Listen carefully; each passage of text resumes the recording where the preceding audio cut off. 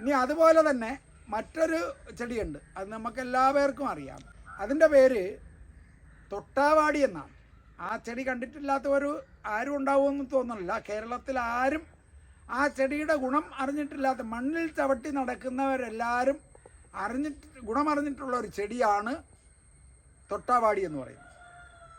അതിൻ്റെ ഒരു പ്രത്യേകത എന്ന് വെച്ചാൽ, നമ്മളതിൽ സ്പർശിച്ച് കഴിഞ്ഞാൽ ആ ചെടിക്ക് അനക്കം കിട്ടിക്കഴിഞ്ഞാൽ അതിൻ്റെ ഇലയെല്ലാം മടങ്ങി തൂങ്ങി അങ്ങ് മരിച്ച കണക്ക് കിടക്കുന്ന ഒരു ചെടിയാണ്. ഈ ചെടിക്ക് ഒരുപാട് പ്രയോജനങ്ങളുണ്ട്. അത് ഈ മുറുകൂട്ടി പച്ചയ്ക്ക് മുറുകൂട്ടാൻ മാത്രമല്ല, മൂത്രരോഗത്തിനും മൂത്ര തടസ്സമുള്ള രോഗത്തിനും പിന്നീട് രക്തസ്രാവത്തിനും ഒക്കെ ഉപയോഗിക്കാൻ കഴിയുന്ന ഒരു മരുന്നാണ്. അതിനൊക്കെ കുറിച്ച് പിന്നീട് ഒരിക്കൽ പറയാം. അതുപോലെ തന്നെ തൊട്ടാവാടിക്കും വളരെയധികം ഗുണങ്ങൾ വേറെയുണ്ട്. അത് പ്രോസ്റ്റേറ്റ് പോലുള്ള പ്രശ്നങ്ങൾക്ക് ഇതിട്ട് കഞ്ഞി വെച്ച് കുടിക്കുന്നൊരു രീതിയുണ്ട്.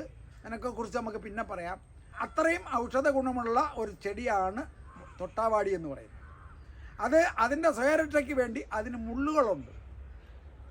ഈ മുള്ളുകളുള്ളത് കൊണ്ട്, ഇതിൻ്റെ മുള്ളു കൊണ്ടിട്ടല്ലാത്ത ഒരാൾ പോലും കേരളത്തിൽ ജീവിച്ചിരിക്കുന്നു എന്നെനിക്ക് വിശ്വസിക്കാൻ കഴിയില്ല. മണ്ണിലിറങ്ങി നടക്കുന്നവൻ ഇതിൻ്റെ മുള്ളിൻ്റെ ഗുണം അറിഞ്ഞിട്ടുണ്ടാവും.